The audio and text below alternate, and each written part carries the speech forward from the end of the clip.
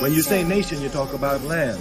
Our land is Africa. That's undeniable. This land is not our land. That what Frantz Fanon's theory, psychological theory, is that we're in a post-colonial psychology. And what he calls that is an auto-destructional stage, which is the oppressor will oppress for so long that the oppressed no longer have to be physically oppressed. They do it to themselves automatically. I'm black. Do you hear me, man? Do you understand? I am black. I'm a nigga. You understand me? I was born black, I live black, and I'm gonna die probably because I'm black. Because some cracker that knows I'm black better than you, nigga, is probably gonna put a bullet in the back of my head. Hey man, it's like this, man. It's like, you know, it's like it's revolution time, man. There's no questions asked. Revolution is here. You know what I'm saying? We the youth, we the young. It's time for us to break loose, you know? We don't have no freedom, no rights, man. We slaves right now. Everybody's still a slave. That's what they told us today. In other words, you still a slave. No matter how much money you got, you still ain't shit. So, you know, it's on, just like that. Just like are really ready and willing to pay the price that is necessary for freedom. Our people will always be walking around here second-class citizens, or what you call 20th century slaves. What price are you talking about, sir? The price of freedom is death. What's the figure? I mean, what are you in this for? You want power, you want revenge, you know? What is it? It's simple, Willie. I just want to be free. Yes, I just want to be free. Hey, peace. Uhuru Nanguvu. Welcome to another episode, another study session, Blueprint for Black Power study session, where we examine Dr. Amoson Wilson's text, The Blueprint for Black Power, a moral, political, economic imperative for the 21st century. And so today we'll continue to examine Chapter 2, I am Kimba Ojore of We Charge Colonialism. We Charge Colonialism is a media outlet that covers a lot of issues. As a matter of fact, we cover only issues as it pertains to African people and colonialism and ways that we can work to decolonize ourselves. We like to look at ourselves as a platform to counter the misinformation and propaganda that's put out by the colonial institutions. And so we need as many media outlets as possible to put out a narrative that's in the interest of African people, and also that is given from the perspective of African freedom fighters at the end of the day. So you can have African people who's putting out media, but still looking at the world through the lens of the colonizer. We're looking at the lens of those people who are looking to liberate themselves from colonialism. So with that being said, I hope everybody, if you haven't subscribed to the channel, but I hope everyone has subscribed. But if you have not subscribed to We Charge Colonialism, subscribe to the channel, like and share the podcast as usual. This is our 24th session covering the Blueprint for Black Power. But on We Charge Colonialism, we also have other podcasts that we do. Today at 7 p.m., there's going to be a podcast focused on political prisoners that's put out by the members of D12. And we air, it's not live, but we air a recording of the podcast on this channel throughout the week. And so today at 7 o'clock, you can check that out on this channel. I think today's podcast is going to be discussing Mumia. And then there's going to be another one coming up discussing Dr. Mutulu Shakur. Rest in power to Dr. Mutulu Shakur, who transitioned a couple of days ago. One of our freedom fighters. You know, we should continue to uplift Dr. Mutulu Shakur even as he transitioned, just as we uplift freedom fighters such as Malcolm X, Fred Hampton, the Huey P. Newtons, Dr. Mutulu Shakur. He should be someone that we continue to remember and uplift. Let's see what we got here. Hey, peace. Good morning, sugar. Welcome. Yes. Listen while you drive. Peace and blessings, man. Appreciate y'all.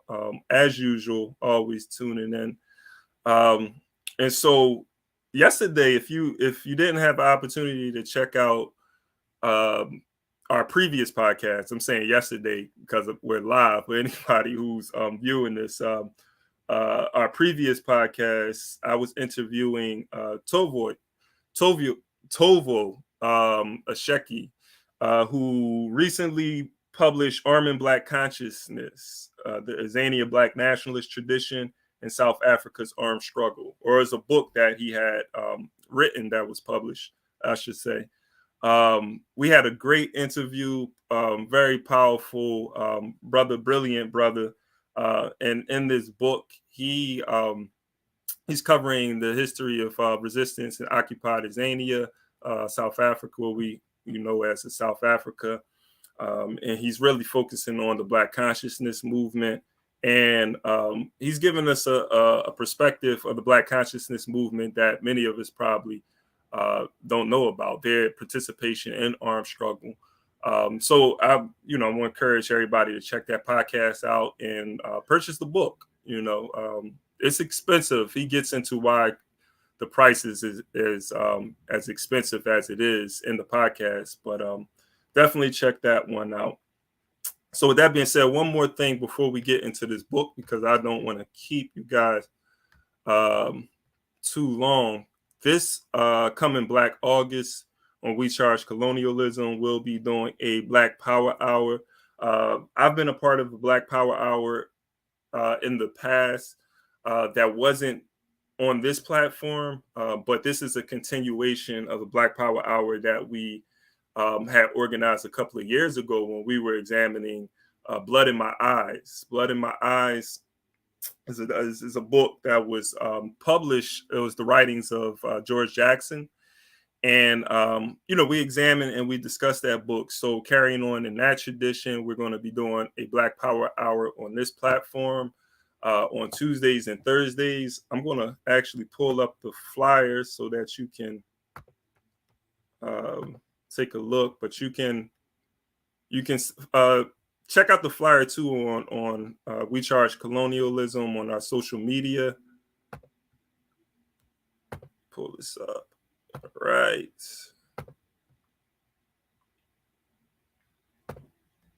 There we go. Pull that up. So Black Power Hour. Join us as we honor Black August with revolutionary readings on Brother Malcolm X. All right. So that's going to be at 12 p.m. Eastern time on Tuesdays and Thursdays for the whole month of August. This is how we're going to be recognizing or commemorating, our brothers, resistance and freedom fighters during the month of August. So we'll be looking at Malcolm X in particular, some of his speeches, analyzing that and discussing it. So you can tune in right here for those discussions. Also, I'm gonna put the link just in case anybody wants to come up and had anything that they wanted to say. I'm putting the StreamYard link right in the chat. So as I go through this text, if anybody wants to come up and share anything, hey, got that opportunity to do so today. I'm probably do that moving forward as well. So let me pull up the text for you all, and we're going to get into it. We're going to pick up right where we left off at on page 36 in chapter 2, Bases of Power. All right, so let's get into it. Even if we were to argue that the individual and that individual behavior are the foundation of social systems and the powers they manifest, we still must give due respect to power born of organization. The power man represents in the world, whether as individual or groups, is a power operationally founded on physical, mental, and social organization, and on the organized behavior which flows therefrom. Hence, human social organization, not mere individual self-interested behavior, is central to the generation and application of power. The upcoming discussion of ethnically based economic development amply supports the assertion made by Adolf Berle that no collective category, no class, no group of any kind in and of itself wills power or can use it. Another factor must be present, that of organization. Berle goes on to correctly contend that power is invariably organized and transmitted through institutions. Social organization refers to the interactive uniting of a number of persons into a group who, through the structured use of their aggregate resources, act to achieve the group's purpose and goals. As alluded by Wrong in 1988, the more people who contribute their holdings of personal, social, and or material resources to a common pool, the greater the aggregate resources to pursue a group's goal and enhance its power are likely to be. As Galbraith asserts, through organization, a group and the individuals who constitute it or speak and act according to its mandates may thereby gain access to condign, compensatory, and especially to conditioned power. Organized groups as collective actors controlling resources provide themselves with the capacity to exercise power over non-members, the general public, particularly clienteles, the local community, and political leaders, right? And I think that Dr. Wilson, he really keeps it plain, at least to me. I think he really keeps it plain and laying this out. I mean, we're talking about individuals who can exercise power in a sense, but I would argue individuals who still exercise power still are not able to exercise power over communities, over society, without their ability to organize people, to organize individuals and groups. So those individuals are able to do that usually because they might have a lot of resources. So, there's no such thing as just like this self-made person, right? There's always this power network that exists. And sometimes we don't see that power network, but we all know the power of having a network in order to get things accomplished and done. Those people who do not have a network, who do not have an organization, they have more of a difficult time in going up against others who are more organized. And this is why, even if you look at slavery, the institution of slavery, the institution of colonialism, and capitalism itself, all of these institutions, right? These are institutions where you can have a minority, and even that minority is still organized and they're very organized, right? And that's why they're able to exercise power over a majority, right? So with slavery in a sense, and of course, there's the component of using force, right? But even the use of force to get a group of people to do something takes organization. And Dr. Wilson is going to talk about this later when he talks about different forms of organization, social organization, military power being one of those. But the fact is that you have a minority group that's able to organize themselves against individuals and other groups. Now, the individual, when it comes to the organization and to be able to control individuals, I think there's another thing that is factored into this. I feel like I'm getting ahead of myself, but ideology, right? The idea of individualism in our community that runs rampant and not just in our community, but I'm talking about the Black community, African community, because that's what I'm focusing on in regards to us liberating ourselves. So within the Black community, this idea under capitalism, and you have these liberal ideas and individualism, right? So we're busy competing with each other and looking for ways for our self, like how can I come up within this society, right? So everything, and then when we look at our relationship with other people, is like, how can I use this person to advance my individual interests? Now, this weakens our community because you wonder why our community is under the control of outsiders, because these outsiders are organized and they come into a community that's not organized, that's too busy competing with each other, because we brought into the idea of individualism. Right. So the people who are exercising the most power within our society is not people who are not deluded, by this idea of, hey, pull yourself up by your bootstraps. No matter how much they may profess it, when it comes to exercising power, there's no individual who is not highly organized in some sort of organization that has attained power and is able to exercise that on others. So I think as we go through this too, Dr. Amos, this book, Dr. Amos and Wilson breaks it down even more clear. So I'm gonna go to organized networks and power. To be organized is to be structured, to assume and operate according to a discernible pattern. Organizations systematically channel and distribute energy or force along definite pathways in order to achieve some definite outcome. Organization imposes order and direction on otherwise random, relatively diffuse, unfocused, or erratic phenomena in order to generate a focused, concentrated form of power directed toward accomplishing particular goals. I want to read that again. This is what I was alluding to just a minute ago. So let me read this again. To be organized is to be structured, to assume and operate according to a discernible pattern. Organizations systematically channel and distribute energy or force along definite pathways in order to achieve some definite outcome. Organization imposes order and direction on otherwise random, relatively diffuse, unfocused, or erratic phenomena in order to generate a focused, concentrated form of power directed toward accomplishing particular goals. Now, even like within the Black community, because I made this generalization about how disorganized our community is, and I think like that wouldn't be fair because we are organized around certain things in our community. I mean, the church is organized, right? And we do have social organizations outside of the church, outside of religious institutions that are organized. But there's an ideological component to even why they are organized.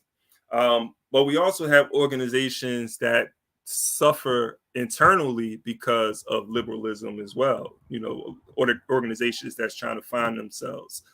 You find this in the Black nationalist and Pan-Africanist movements, especially those liberation movements, right?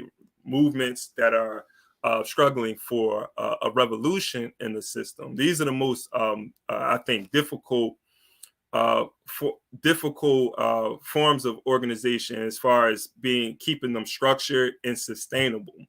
You know, for various reasons, whether it's resources, which Dr. Wilson talks about, the importance of organization where you're able to pull resources together to achieve a particular goal.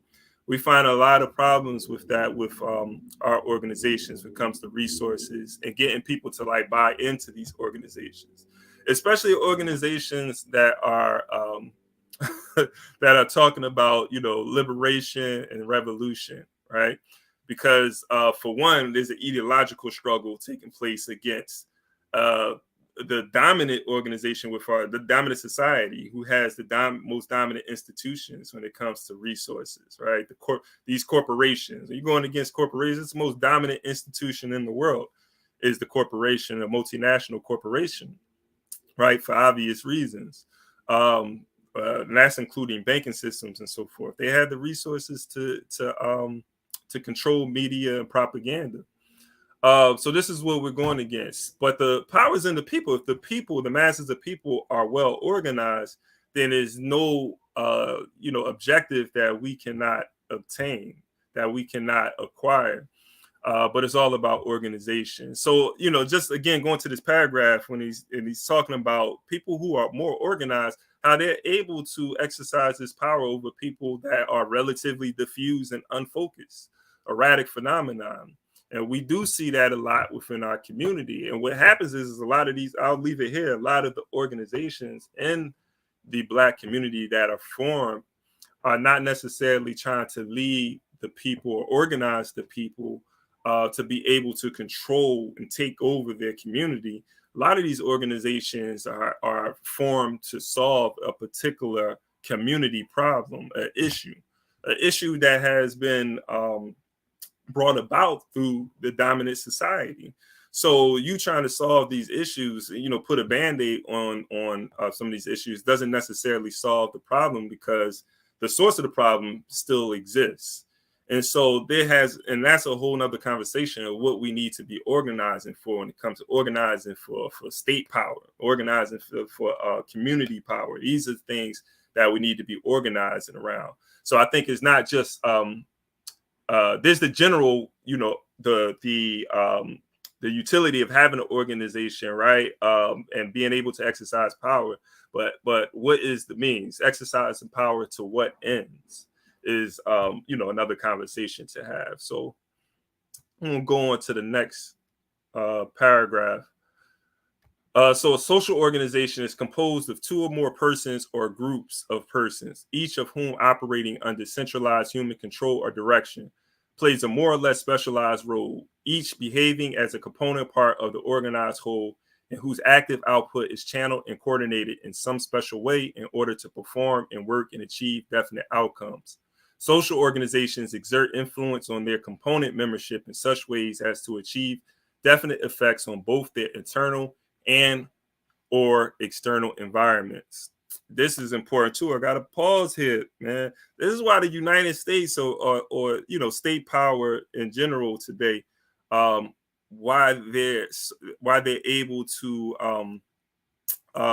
exercise power in such a efficient way is because of all of these components to the social organization. The state is a social organization, but the state is composed of all of these other components, persons and groups. So going back to the first thing that's said in this paragraph, social organization is composed. So, and these could be, there's levels to this, but I want to focus on the state right now. The state as a social organization is composed of two or more persons or groups of persons. So just thinking about all of the other institutions that encompasses the state. I'm sorry, the state encompasses all of these other organizations and institutions operating under centralized human control or direction, right?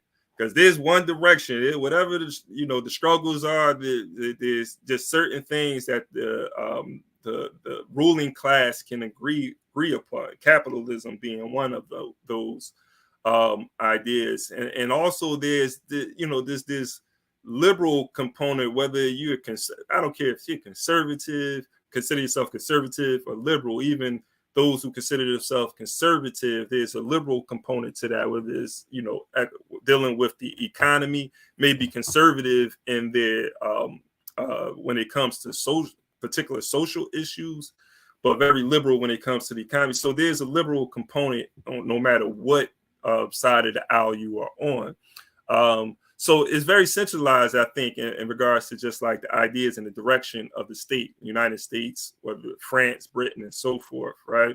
And so that's why they're able to exercise control over such a large populace. That's why China is able to exercise control over 1 billion people, right? Because there isn't that eternal conflict that necessarily leads to a civil war. Now, if you think about what took place prior to the Civil War in the United States, there was extreme tension. There wasn't that, we're all, moving in the same direction prior to the Civil War, which I think is a great example. We can, go to other examples, but there was this debate over the slaveocracy, whether, the West we're going to turn the West into a slaveocracy in the United States, or we're going to turn that and we're going to industrialize that and use that land for free labor. So that tension and ideas of the type of economic system led to a civil war. But we don't have that sort of struggle today. Now, who will bring that type of tension will be the African working class, who represents the bottom class of this social system that we're in, right? We are placed at the bottom position in this social ladder. And so with that being said, it's going to take for Africans to develop a collective consciousness and develop a social organization that can take on the social organization that is keeping us in the position that we're in. And so that's what colonialism is. Colonialism is a social organization, right? That's expedited by the state. So I hope that's clear. But as we continue to the build, on this book, I'm going to try to break that down even more. And just this last point right here, I'll make, because I use the state, but other social organizations on a smaller scale then the state can also have all of these other components, from corporation to the small business, to revolutionary organizations, grassroots organizations. And if you don't have that, you should be thinking about how do we develop these different component parts to facilitate the work that we're doing. Let me see. I think I'm gonna just read through the next couple of paragraphs and end it there. So, and if anybody wants to come up, I can't see right now, but I'll bring you on. Since a social organization wields influence, brings about changes, that is, does work, it may be said to express power. The dynamic pattern of social relations or interactions between the members of a social organization provides the means by which it does its work or expresses its power. This may be said to represent a power network. That is, organization itself may be conceived of as a power network or as composed of power networks, right? Various organizations may coordinate their specialized activities in order to do the work or achieve the ends of a society or culture of which they are component parts. When performing their societal or cultural duties, such organizations operate as instruments of societal and or cultural power, as social tools of power. They thereby are the means by which a society and or culture adapts to its world and seeks to adapt its world to its special needs or desires. And let me see, I think I'm gonna just end on this last one. Since social organizations may be conceived of as social power networks, the societies may be said to constitute, may in turn be perceived as consisting of multiple overlapping and intersecting social spatial networks of power. So in this, I'm gonna pick up back on this quote right here, this excerpt, I should say, right here, where Dr. Amerson Wilson, he's talking about ideological, economic, military, and political relationships, and these social organizations overlapping each other, and being used to attain a particular goal of the ruling of the people who are organizing. So I'm gonna say the ruling class under the colonial system, but any group of people, right? And so this is something that even the colonized and oppressed have to think about in terms of developing these different sources, of social power, these institutions, to be able to attain our goals. So what Dr. Amerson Wilson does in these early chapters, and even as we go on, one of the things that I think he does really good is he discusses how power is used against us, how power is used against African people. And understanding that, being conscious of that, gives us the advantage to be able to counter it, counter strategy, counter the methods, counter the ways in which the colonizer uses these institutions to oppress us. So I just want to go back just really quick, just to a couple of points. One of the things Dr. Amerson Wilson is getting at is how we are being organized by the ruling class to even participate in our own powerlessness, in our own oppression. We become a part of the power network, right, against our interests. So it's the ability of the colonizer to be able to organize all peoples and groups within society. It doesn't mean that all people that are a part of that power network is going to benefit from being a part of that power network, right? And so what happens in the colonial society is those people who represent the core of this power network who benefits from the function of all of the other institutions and all of the other networks of power. Because African people represent the power network. We exercise power, but the issue is that our labor is being organized to benefit another group of people. Our resources is being organized because our resources become, when we work, we go out and we work and we come back and we bring these resources back to our community. For a minute or two, we brought these resources back to the community, right? Whether we put it in the bank, put it in our pocket, whatever, those are resources that are owned by us.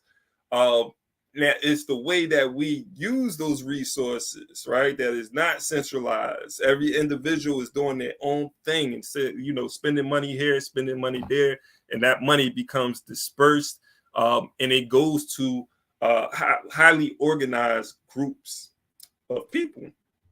It goes to those corporations that are not working against our interests. If we just think like if we're all spending our money at Macy's, right? Macy's represents an organization. It represents an institution. Macy's has found the way to organize the resources of the African working class to benefit that institution, right? I hope I ain't scaring nobody, but this is the reality, right? This is the reality. Other people are able to organize our labor. They're able to use institutions of education and be able to organize the way that we think, where we behave in a particular way, right? Everybody behaving the same, everyone's talking the same. We so unorganized, right? So how do we organize ourselves? How do we begin to think collectively to benefit the African community? So just things that we need to build on, think about. So I'm gonna see a minute. I will put this back in the chat. Give it a second to see if anybody had any thoughts before we close this out. Again, appreciate everybody. Make sure you like and share too. Read the chapter a few days. Oh, okay. You read. Let me see. Let me go through. Right. Somebody said they read this chapter a few days ago. I'm squeezed. Hey, I'm squeezing in. I'm going to actually do it tomorrow. I'm going to try to up the ante on this to get through this book. There's no rush for me. I don't need to rush. I don't think I need to rush it. So I don't mind taking my time, but I do want to try to do it more often so we can get through it.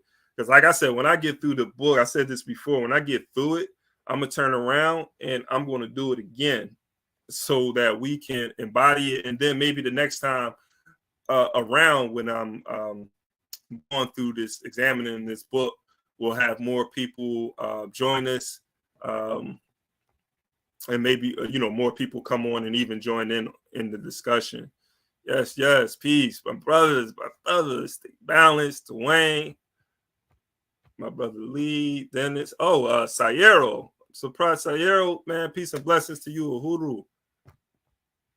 Yeah, I appreciate all y'all joining. So, so tomorrow, I think same time, we're going to be back on 11 a.m.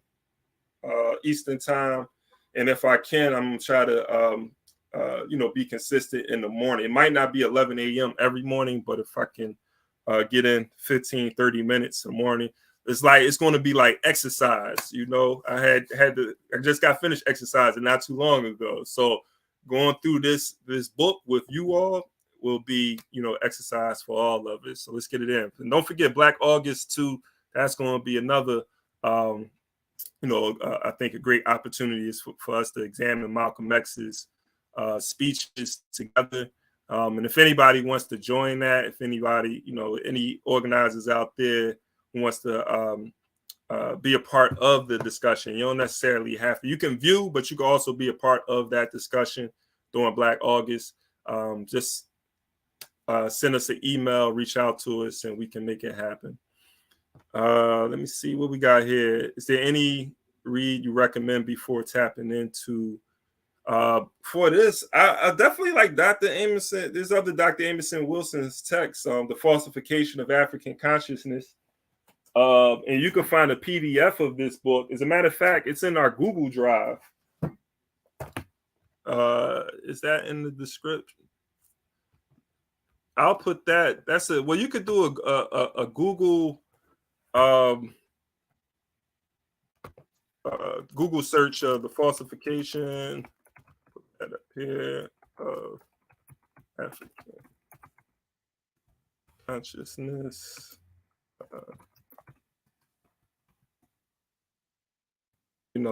That's a good one right there. If you want to start off, it's a smaller text.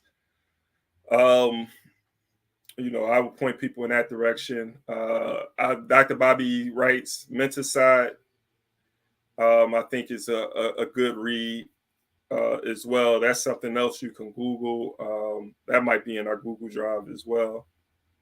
Yes, Karibu. Yeah. So for sure, and check out, like, I usually put the Google, and I'm gonna do this before I close out. I'm close out in a minute, but I want to put the link to the Google Drive so everybody has access to our books.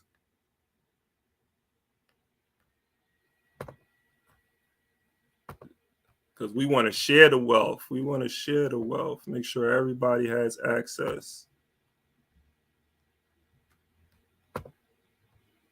Again, we just discussed a few paragraphs of chapter 2, the Blueprint for Black Power, Bases of Power. So my people, if anything, we got to go out there. We have to organize power, bases of power. We're talking about institutions, right? We're talking about ideas can be bases of power. There we go. And those people who have control of bases of power are able to exercise control and power over those people who needs those resources. Those people who desire, you don't even have to need them, right? It's a desire for those resources as well. And so those people who control, so when he's talking about these different social organizations, Dr. Emerson Wilson, and he's going to get into military ideology, economics, and how these different social organizations can be used to exercise power over others. These are also like bases of power. That's the point of the chapter. So when we talk about military power as a base, and people desire protection, and if the colonizer is able to provide that protection for you, which is a contradiction, especially for the colonized and the oppressed, where you have a foreign power, or you have an exploiter, an oppressor, who's providing your protection.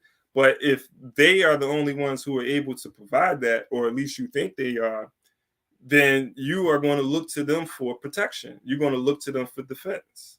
If there's a problem, you're going to pick up the phone. Who's not going to pick up the phone, right? If they're having an issue with someone that's trying to rob them, some of us probably won't.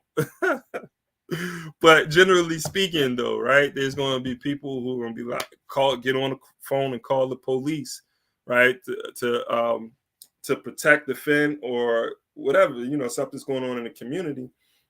That's who we look to generally for that protection. That's a contradiction. These are the same people that we are fighting against, struggling against, right? And the police is an arm of the state. And the state is an arm of the ruling class. At least that's my perception. I look at the state as this governing body, but that was formed. The state was formed by the ruling class, the bourgeois class, who put together an organization to be able to control the public, to be able to control the masses.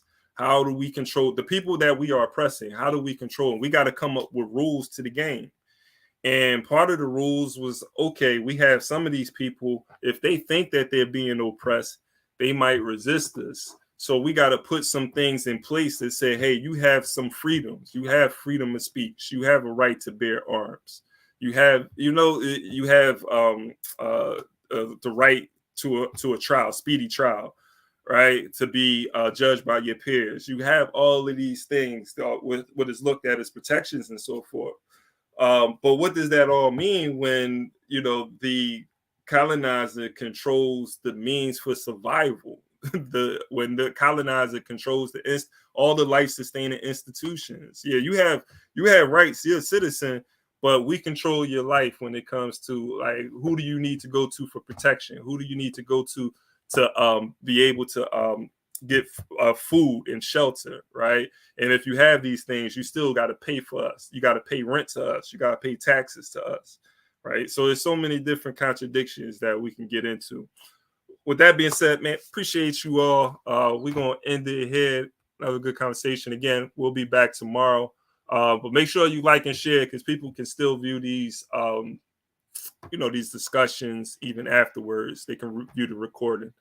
So Huru, peace. Amani Naguvu, Dada Nakaka, Dada in Google. We're gonna be having some Kiswahili classes coming up too. That's the last thing I'm leaving on. So look out for that, because you can you'll be able to attend these Kiswahili classes virtually. So look out for more information on that. Vanguard up.